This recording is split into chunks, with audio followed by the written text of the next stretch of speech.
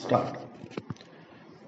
सभापति महोदय, अगली पंचवर्षीय योजना पर अपने विचार प्रकट करते हुए मैंने भ्रष्टाचार को समाप्त करने की ओर सदन का ध्यान आकर्षित किया था।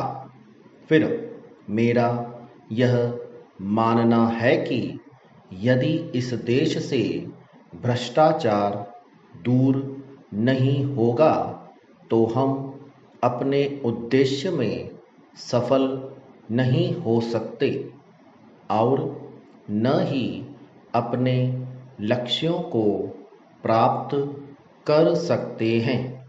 फिर आज तक जो होता रहा है उसमें एक सबसे बड़ी बाधा हमारे सामने यह आई है कि अधिकारियों का ध्यान गांवों की ओर नहीं है, फिर उनका ध्यान शहरों की ओर अधिक रहता है और यही कारण है कि देश की 80% आबादी जो कि गांवों में रहती है की तरफ वे उदासीन रहते हैं।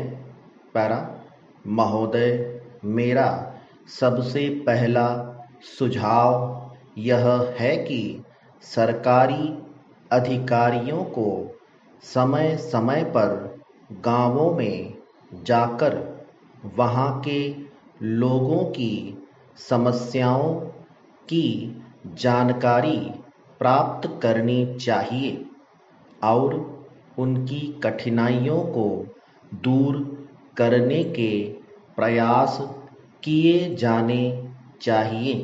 फिर कुछ ऐसी व्यवस्था होनी चाहिए जिससे कि हर अधिकारी प्रत्येक वर्ष कुछ दिन देहातों के अंदर जाकर रहे और उन लोगों के सीधे संपर्क में आए। फिर इससे योजनाओं को कार्यान्वित करने में बहुत सहायता मिलेगी। फिर एक दूसरा सुझाव मैं यह देना चाहता हूँ कि अधिकारियों को काम करने के लक्ष्य दिए जाएं और ये लक्ष्य निर्धारित समय में पूरे किए जाने चाहिए। फिर जो अधिकारी निश्चित समय के अंदर उन लक्ष्यों को पूरा कर लें उन्हें प्रोत्साहन दिया जाना चाहिए और जो पूरा न कर पाए उनके मामले में समुचित कार्यवाही की जानी चाहिए। पैरा महोदय, आज चारों ओर से यह कहा जा रहा है कि स्थिरता नहीं है। फिर स्थिरता के लिए शांति और व्यवस्था का होना बहुत आवश्यक है। फिर यदि देश में शांति और व्यवस्था होगी तो हमारी योजनाएं भी सुचारू रूप से चल सकेंगी।